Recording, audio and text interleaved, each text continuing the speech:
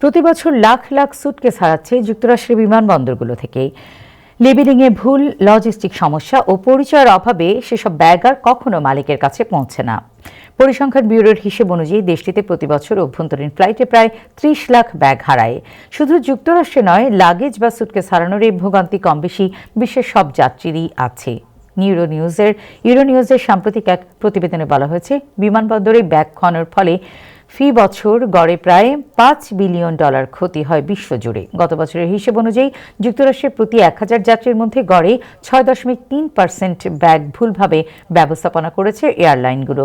হারানো ব্যাগের 99.৫% শেষ পর্যন্ত মালিকের কাছে ফিরে যায়, তবে বাকি অল্প সংখ্যক ব্যাগ পরিত্যক্ত অবস্থায় থাকে। শুধু ২০২৪ সালের অগাস্টেই যুক্তরাষ্ট্রের ২,৬০,০০০-এরও বেশি ব্যাগ বেঠিকভাবে পরিচালিত হয়েছে।